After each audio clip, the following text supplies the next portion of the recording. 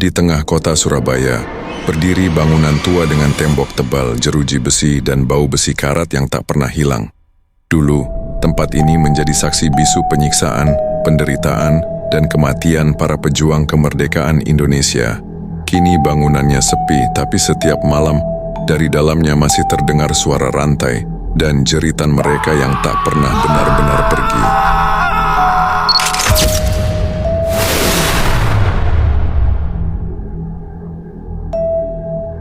Di kawasan Jalan Kalisosok, Surabaya, berdiri sebuah bangunan tua peninggalan kolonial Belanda.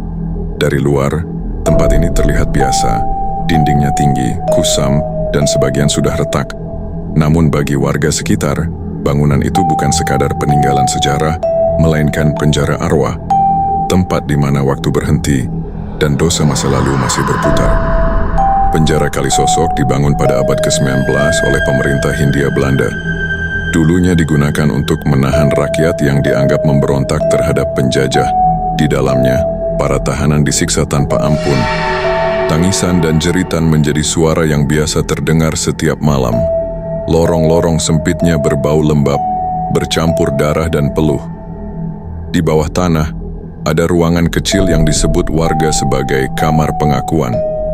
Tempat para pejuang disiksa hingga mati, lalu dikubur tanpa nisan, tanpa nama.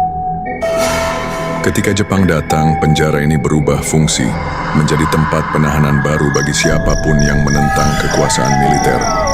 Dan setelah Indonesia merdeka, penjara ini tetap digunakan. Kali ini untuk tahanan politik dan kriminal berat. Sampai akhirnya ditutup secara permanen karena terlalu banyak kematian tanpa catatan. Namun penutupan itu tidak menghapus apa yang tertinggal. Banyak warga melapor mendengar jeritan samar di malam hari, suara rantai yang diseret, atau bau besi terbakar yang muncul dari dalam bangunan kosong itu. Petugas kebersihan yang pernah membersihkan halamannya mengatakan, ia mendengar suara langkah kaki mengikuti di belakangnya. Tapi saat menoleh, tidak ada siapapun. Tahun 2018, sekelompok mahasiswa datang ke lokasi itu untuk membuat video dokumenter sejarah. Mereka datang siang hari, membawa kamera, senter, dan alat perekam suara. Saat memasuki lorong pertama, udara di dalam terasa berat, bau karat dan keringat lama seolah masih tertinggal di dinding. Salah satu mahasiswa sempat bercanda, "Kalau malam kayak gini pasti banyak setannya."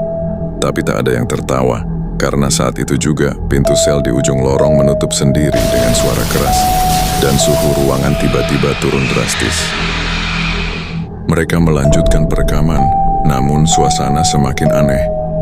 Di layar kamera muncul bayangan orang berjalan pelan di balik jeruji, padahal semua anggota tim sedang berada di depan kamera.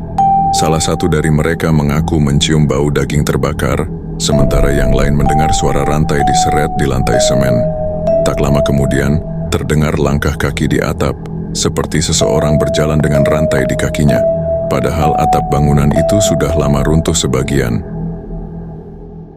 Mereka memutuskan keluar lebih cepat dari rencana.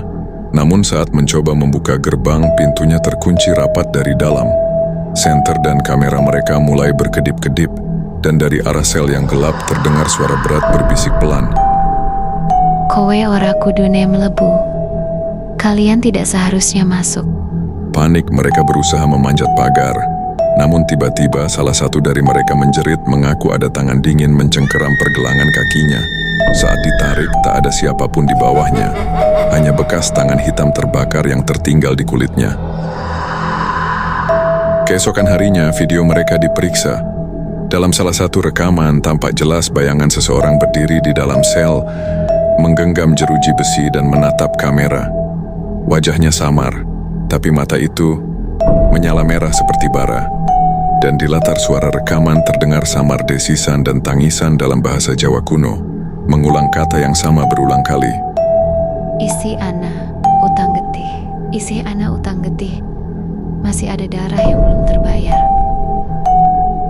Sejak kejadian itu, pintu penjara Kalisosok dikunci total.